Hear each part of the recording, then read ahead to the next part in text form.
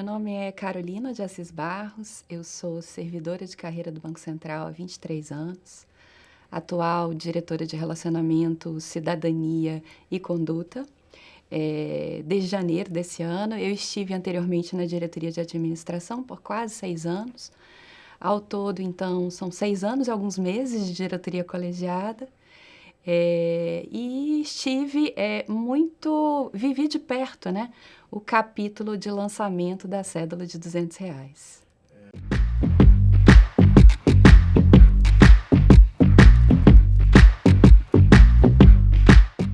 Ali na pandemia, a gente viu dois acontecimentos muito bem demarcados. A gente pode começar falando primeiro da quebra do comportamento histórico do dinheiro em circulação. E o segundo fator é o pagamento dos auxílios emergenciais que a gente verificou ali na pandemia. Então, falando do primeiro item, né, que é a quebra do comportamento histórico. Desde que o real foi lançado ali em 1994 e até bem perto da pandemia, o que a gente observava era o seguinte comportamento: início de mês, salários, benefícios e pensões são pagas, as pessoas recebem esse dinheiro, pagam seus compromissos e mais ou menos ali no meio do mês esse dinheiro ele retorna para a rede bancária. Então isso foi assim de 94 até a pandemia. Quando a gente olha a curva, a gente vê um crescimento do dinheiro em circulação, mas ele é gradual. Vem a pandemia e o que a gente observa é que esse comportamento ele se quebra. A gente observa que o dinheiro em circulação ele cresce mais ou menos na casa de 30%. E por que isso aconteceu, né? Então, em momentos de incerteza, dinheiro simboliza segurança. Então, as pessoas elas iam até a rede bancária, sacavam e mantinham dinheiro em casa. É o que a gente chama de entesouramento, como uma forma de se sentir seguro. Nós do Banco Central conversamos com funcionários de outros bancos centrais, de outros países, e a gente observou que esse fenômeno, na verdade, era um fenômeno mundial naquele momento, né?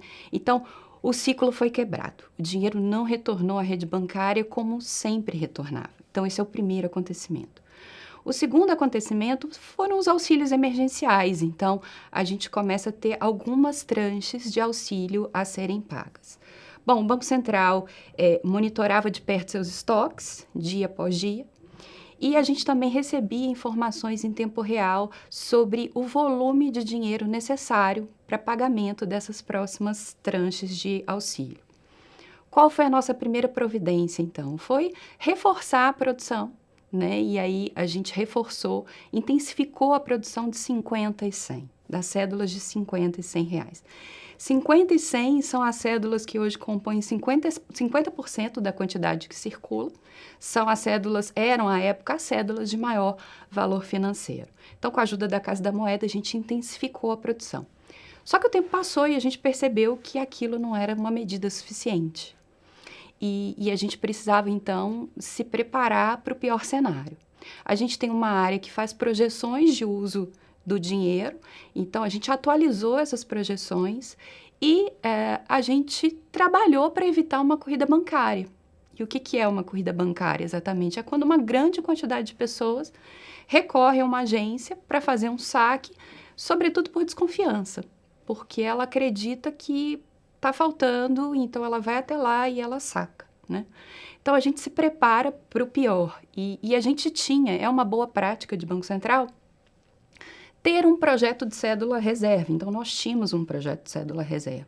A gente acelerou a finalização desse projeto e tomamos a decisão, então, de fazer a cédula de 200 na linha de produção das cédulas de 10 e 20, porque nós não podíamos interromper, nós não podíamos parar a produção de 50 e de 100.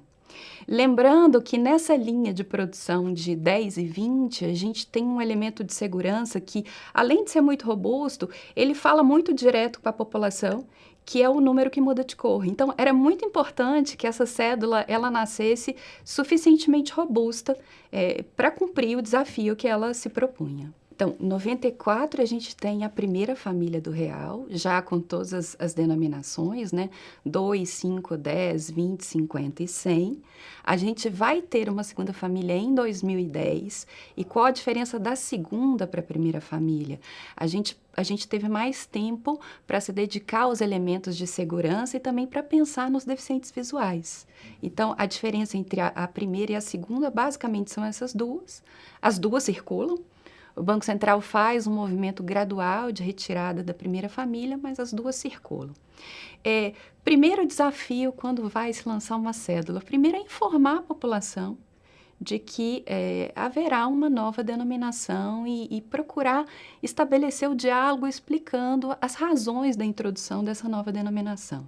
Então, esse anúncio foi feito, eu acredito que 30 dias antes ou 20 dias antes, eu não me lembro agora de cabeça, mas foi bem próximo o anúncio do lançamento, né? Então, nesse primeiro momento, você faz o anúncio. É claro que comunicação é sempre um desafio, fazer com que a mensagem chegue na outra ponta sem ruídos, né? E ali as pessoas não conseguiam entender que a mensagem ela era de fato simples. Era o Banco Central se preparando para o pior cenário.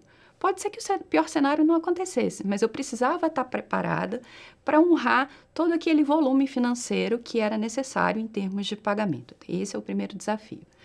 Aí, entre o anúncio e o lançamento, aí como você bem colocou, há uma série de especulações. O projeto, claro, projetos de cédulas são projetos confidenciais, a gente trabalha em parceria com a Casa da Moeda do Brasil, há uma cláusula de confidencialidade, e é claro que o melhor do Brasil é o brasileiro. Então, a gente assistiu a uma série de memes, inclusive a ideia de que o cachorro caramelo deveria estampar a cédula e não o lobo-guará. Bom, o Banco Central ali naquele momento decidiu abraçar o cachorro caramelo por entender que essa era uma das melhores formas da gente chamar a atenção para a cédula e conscientizar a população sobre aquele novo animal que ia compor a família dos bichos do real, né? Então, a gente se valeu da figura do cachorro caramelo, inclusive, nas peças de publicidade do lobo-guará. Bom, aí a gente vai para a coletiva em que a gente apresenta a cédula e aí o desafio é comunicar os principais elementos de segurança, porque nós, nós brasileiros, precisamos conhecer de perto o dinheiro, né? Então, ali era muito necessário fazer um trabalho com a população para que cada um de nós estivesse apto a reconhecer pelo menos 3 elementos de segurança. Porque esse é o caminho. Quando eu conheço pelo menos 3 elementos de segurança, a chance de eu receber uma cédula falsa é muito baixa. A maior parte das falsificações é bem grosseira, ela é visível, é perceptível ao olho humano. Então, tinha todo esse esforço de educação com relação à nova cédula. Então, assim, a gente vai ter elementos que são comuns a todas as cédulas, e pena que eu não tenho uma cédula aqui, mas, assim, o mais comum deles é a marca d'água, que é quando eu posiciono a cédula contra a luz, né? Eu vou ver ali naquela área clara, formar em tons de cinza o animal que está presente naquela cédula. Então, esse é o mais básico dos elementos. O segundo elemento que eu diria que é bem interessante é o número escondido, que é quando eu posiciono a cédula na altura dos olhos e basicamente no canto esquerdo vai saltar o número que compõe a denominação daquela cédula.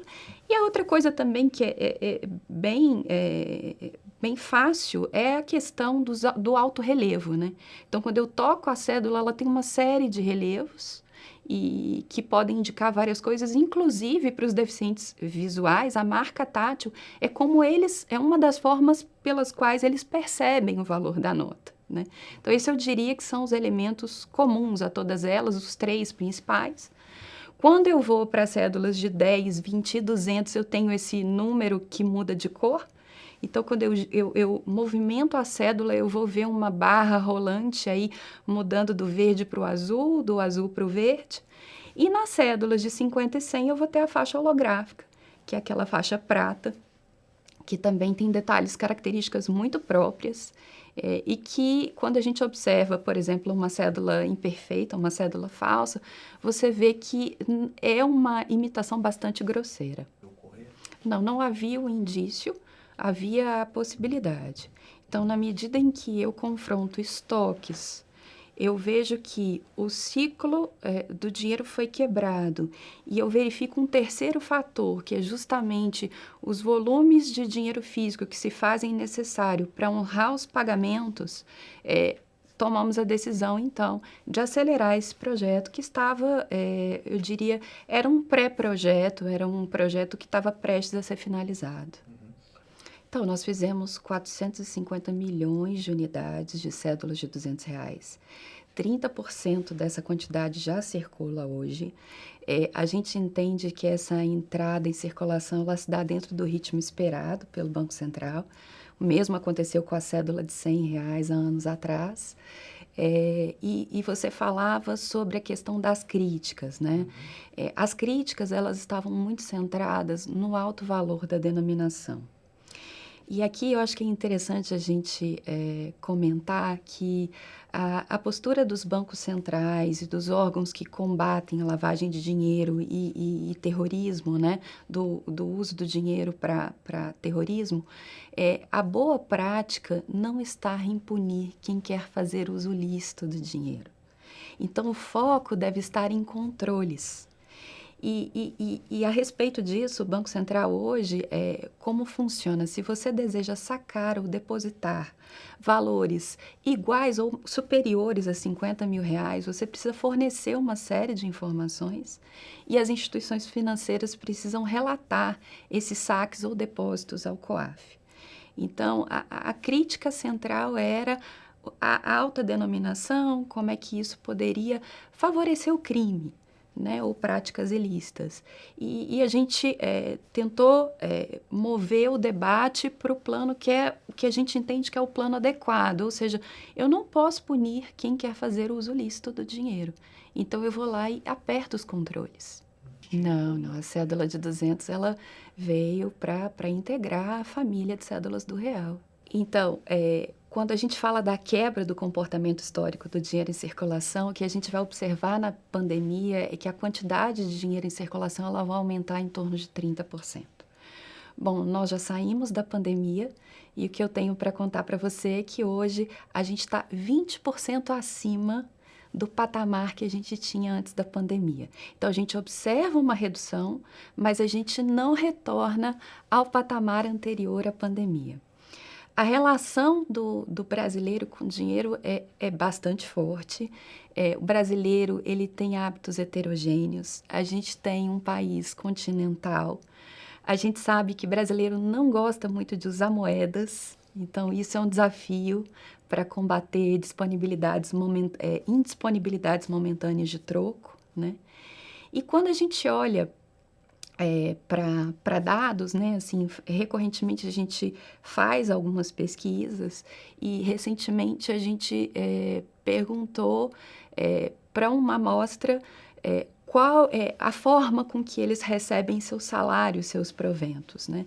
64% da amostra da pesquisa, que tem 95% de intervalo de confiança, declarou, então, que recebe em conta, ao passo que 34% disse que recebe em dinheiro. Né? Me parece um número expressivo.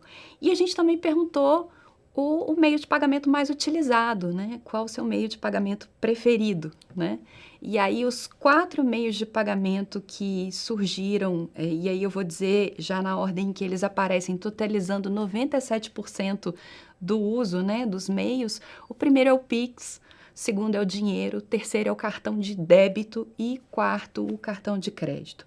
Lembrando que o Pix, então, é preferência de 41%, ao passo que o dinheiro, 38%. O cartão de débito, 13% e o cartão de crédito, 5%. Quando a gente olha para as regiões do Brasil, a única região que prefere o dinheiro ao Pix é a região Nordeste. 50% das pessoas declararam ter preferência por transacionar em dinheiro, ao passo que 38% diz que prefere o Pix. Quando eu olho ali para o sul e para o norte, a diferença entre quem usa Pix e dinheiro ela não é tão significativa. no sul é 4%, no norte é 2%, e nas regiões sudeste e centro-oeste, que são as regiões em que o Pix também em primeiro lugar, aí a gente tem a diferença de 10% entre o uso do dinheiro, do Pix e o uso do dinheiro. Então, perceba que a gente tá vivendo um momento muito interessante. O dinheiro ainda é base da economia, mas a gente vê que os meios de pagamento digitais, eles vêm crescendo em termos de uso, notadamente o uso do Pix vem crescendo, né? Mas a gente tem desafios para que esse uso ele seja amplificado.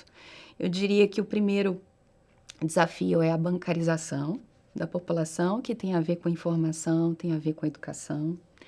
Um segundo desafio é a informalidade. A economia informal ela não pode ser subestimada. Então, há muitas pessoas que oferem dentro do próprio dia o dinheiro com que elas vão comprar algo para levar para casa no final do dia. E o terceiro desafio, eu diria que é tecnológico. Você tem a questão da cobertura de internet e tem também o acesso a smartphones. Eu diria que nós já somos disruptivos e inovadores. Eu penso que é muito cedo para a gente tirar conclusões sobre o que vai acontecer. Eu disse para você certa vez que o Banco Central é observador de tudo isso que está acontecendo e nós, servidores do Banco Central, somos privilegiados em poder assistir isso de perto. Eu acredito, primeiro, que o dinheiro não deve ser erradicado completamente. Bem provável que os meios de pagamento digitais sigam crescendo. E a proposta do Drex é uma proposta que, na verdade, ela gera mais opções aos usuários. Ela é uma proposta que pretende reduzir custos de intermediação, faz uso de tokenização. É mais uma etapa nesse processo da gente evoluir o sistema financeiro, lembrando que ele é cada vez mais digital, mais disruptivo e mais inovador. Então, eu não arriscaria um palpite. Eu acho que é bem cedo para a gente tirar conclusões e acho que essas coisas, elas não se sobrepõem e, na verdade, o papel do Banco Central é tornar disponível meios de pagamento, né? Os mais variados possíveis e que cada um de nós possa usar conforme a conveniência e no dia a dia com o que pede o dia a dia. Então, é uma missão muito grandiosa, porque não há um país forte se não houver moeda forte.